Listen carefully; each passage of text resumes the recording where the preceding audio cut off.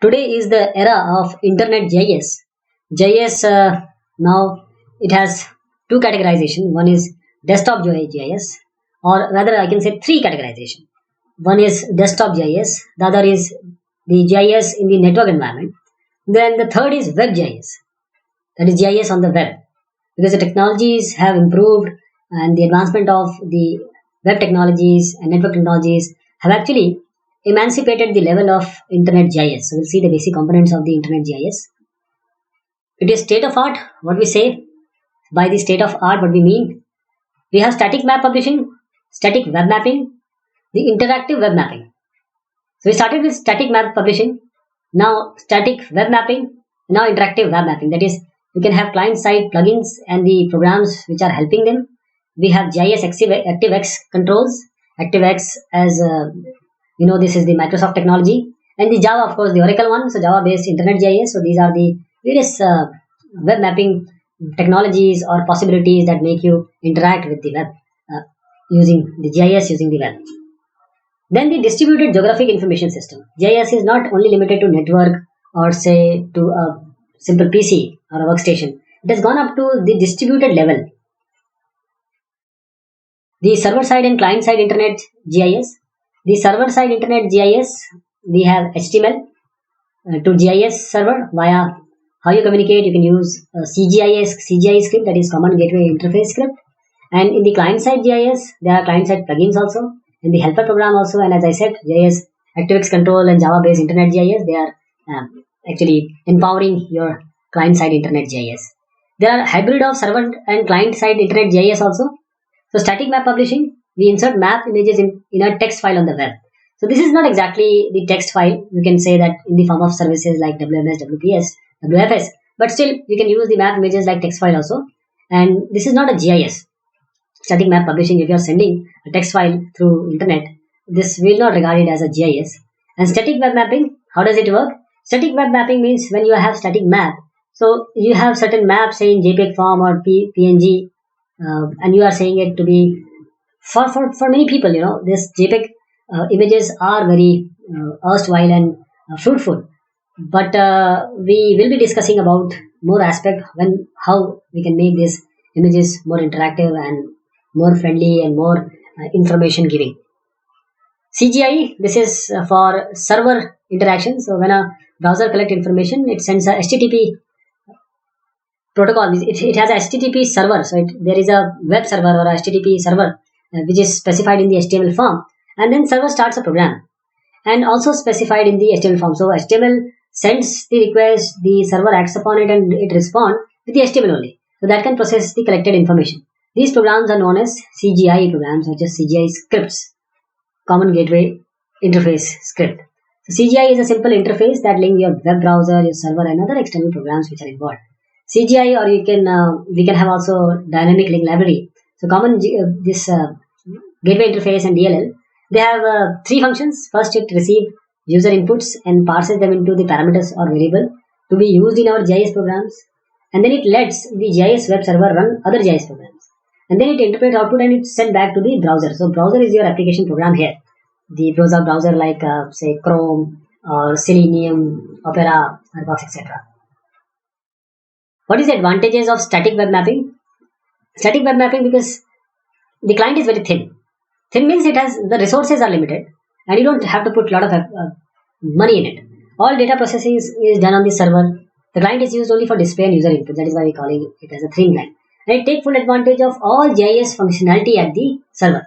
And since it is based on a network, it can be employed or it can be used by the individuals or the people who are in that network, or it can also be on the internet, ubiquitously accessible over the internet. And it can also handle large databases and serve special queries. But there are certain drawbacks also of static web mapping. What is this? Every user request has to go through internet to activate the CGI script every time. Though we have this PHP and other related HTML5 technology, HTML5 and CSS styling technologies which has come up, and these have solved these problems to a certain extent. Of course, the traffic will be high on the internet and operation is somewhat slow because every command like even zooming and panning has to be operated on the GIS server. So now today, and maps are static images. So today scenario and today's the roadmap is to perform the activities, most of the activities on the browser only. The interaction with the server should be minimum. This is what today people are trying to do, and they have achieved a lot also. And user cannot draw box or a circle or a select polygon on the map images because the maps are static images. Example of static web mapping: Visa International ATM Locator, SRE's Map Objects, Internal Map Server. MapQuest also provides this. What about the interactive web mapping? The client-side Internet GIS. So interactive web mapping programs, they allow the user to manipulate, now interact and manipulate, analyze GIS data, and they can conduct GIS analysis at the client or user side, which includes the GIS plugins and helper programs like Java applets and ActiveX controls, etc. GIS plugins and helper program, what we mean that these are the software executables that run on the browser, that is your application program, and they interpret the data which is received, GIS data from the server. So GIS plugins, they are used in extending the browser to process the GIS data. And while GIS plugins are small applications, GIS helper programs can be large GIS application or existing GIS software that is located on the user's local machine. GIS plugins like Autodesk Map Guide, GeoMedia's Web Map. So advantage of this GIS plugin enable web browser to interact with GIS data, and certain functions, zoom, pan, query, they are conducted by the plugins. So it can reduce the traffic to a certain limit. These GIS plugins, they can fetch data from the server on demand, and plugins, they are easy to control and they are not distributed with the browser, so you need to plug in them, you need to add it to the browser. The drawbacks of GIS plugins: they are not platform independent, they are platform dependent. So the GIS vendor has to create different plugins, say for Unix, say for Microsoft Windows or Apple's OS. The user have to download different plugins from different GIS servers. The GIS plugins and helper programs have to be installed in the user's machine. What about GIS applets? They are applets, means application, small application, they are called applets. The GIS applets are executable code that are downloaded from the server and they are executed on the browse client at runtime. And Java applets use object-oriented language designed to work on a virtual machine and including functionality that is useful to interface design of various GIS mapping and analysis functions. And Java applets, they are interpreted locally via tools that are embedded in most of the browsers. Java-based Internet GIS, how does it work?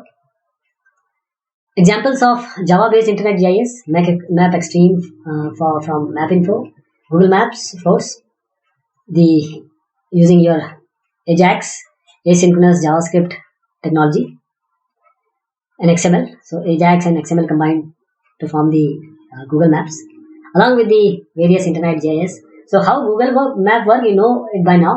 So this is how Java-based Internet GIS work. ArcIMS from Esri. So partition point for GIS applet, the applet model moves the partitioning point further to the right. That means applet gives the application designer or developer the flexibility to determine where to split the application. For example, what do we mean when we say this? A web server may supply different applets depending on the speed of the connection between its client itself and the clients. The advantages of Java-based Internet GIS is Java bytecode is platform neutral, so it can run in any machine without modification. And for vendors and developers, it means larger potential market and the elimination of software porting to different platforms. For user, it means lower cost and greater interoperability among the components. So Java applet, they run on the local machine only. So the net traffic will be minimized or reduced, and you can use the local computing resources well. They are flexible. Java applets are flexible in creating and displaying the graphics and maps, and they are downloaded from the server at runtime and they will disappear when the user quits the application.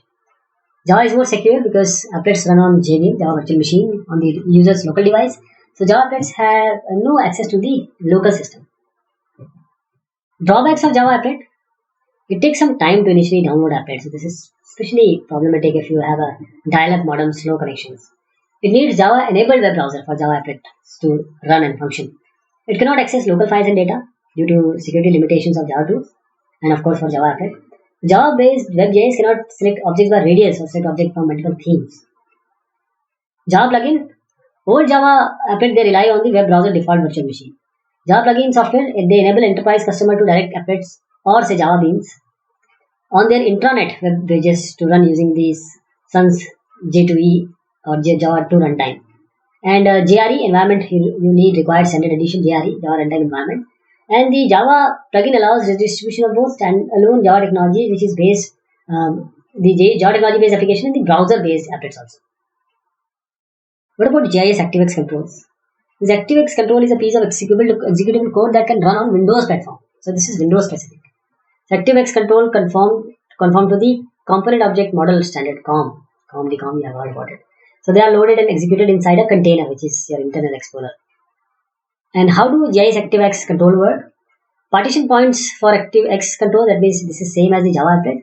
And we have example of GIS ActiveX control like Intergraphs, GeoMedia, WebMap server, Map Guide also. What are the advantages of GIS ActiveX control? It offers better performance because they are compiled to the native executable format. And it takes full advantage of the local machine resources and also the functionality of the performance like files, memory, hardware, and software system controls, which is not available to Java applet. It can therefore access the local data also. Advantages of GIS controls. Some GIS functions like zoom, pan, query, that can be conducted by the GIS controls. So GIS controls. GIS controls can fetch data from server on demand, and GIS controls can communicate to other ActiveX controls and data locally as well as remotely, as long as they conform to the COM standard. So drawbacks of GIS ActiveX controls now. Portability is an issue because this is platform dependent, and different ActiveX control need to be created for different platforms. Users have to download different GIS controls from different GIS vendors like S3, Intergraph, etc. And this is not provided or supported by the all browsers. GIS controls have to be installed in the user machine, and it leads to a fat client rather than a thin client. Safety, because ActiveX control have full access to the platform services, they can do the damage to your local system. But the solution is there. Use verification approach to verify if a control is supplied by the trusted source. So the assumption is that if it is supplied by a trusted source, it should be safe to use. Safety concern of ActiveX control, and there are problems with verification approach also. To be safe, users would have to reject all the ActiveX control not signed by the authority. So even if the user can verify ActiveX control comes from a reliable source, there is still no way to tell if executing the control may cause some damage. Data streaming on the internet. The streaming subset data to the client, full data set stored in the data server. So the client has the capability to replicate and cache data on the client side. The display and visualization, which we call it as a presentation, and the map rendering, that is the logical components of the application designed on the client side only. So in order to intelligently display the data. This is the data streaming on the internet. For example, Google Earth client. Partition point for data streaming. The advantages of interactive web mapping. This interactive web mapping enables web browser to interact with vector data rather than the static web map pages only. And there are functions like these can be connected by the client-side programs. So reduction in the traffic of the internet. Client-side program can fetch data from the server at runtime. And drawbacks of interactive web mapping. Initially, it takes some time to download client-side Internet GIS programs. And some client-side Internet GIS programs are not platform independent. And the functionality is also limited. And very difficult to handle the large data set or large database, since the transport of large amount of data over the internet is quite slow. ArcIMS client servers, we have HTML and DHTML viewer, which is written in HTML, DHTML, and JavaScript. So a thin client that only support map images on the web browser. So only one image can be displayed at a time. Then we also have ColdFusion and ActiveX viewers, which is similar to this DHTML and HTML, but viewer, but they are thinner. Java viewer, it also supports feature streaming with the image. ArcIMS web server, it receives requests from the web client. So the client sends the request to the server. It communicates with the web client through the HTTP protocol and forwards client request to the application server via application server connector. So it communicates with the application server through either a Java servlet or a ColdFusion or a ASP. Active server pages. These are all the server-side technologies.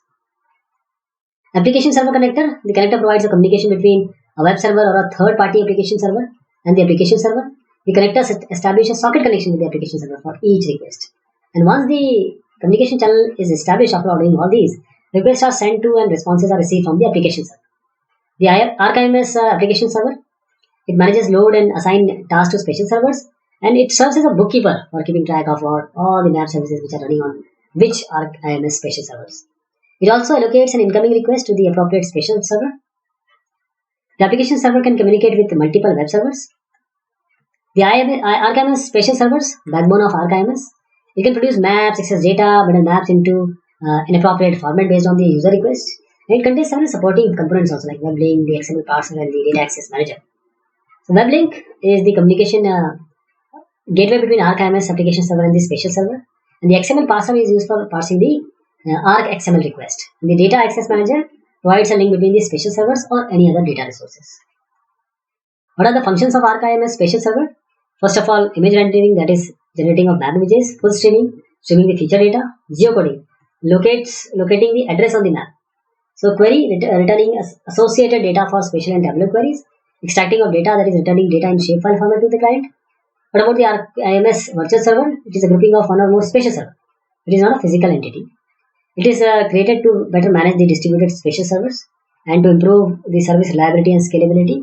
And 5 virtual servers are image server, feature server, query server, geocode server, and extract server. These are all virtual servers. What about feature streaming? If you are Java client, it streams vector and attribute, locally cached, compressed binary and XML is employed, Java clients, and local geoprocessing like buffering, map tapes, query, map serialization. Thin client versus the thicker client. Thin client in image streaming, the most part is done by the server. We receive the data in the form of internet technologies, image friendly, that is GIF, JPEG, PNG. The loading is quite faster. In the thick or thicker client, there is a feature streaming, not image streaming. Vectored raster attribute data is present, more client-side functions are available, and the development environment is quite robust.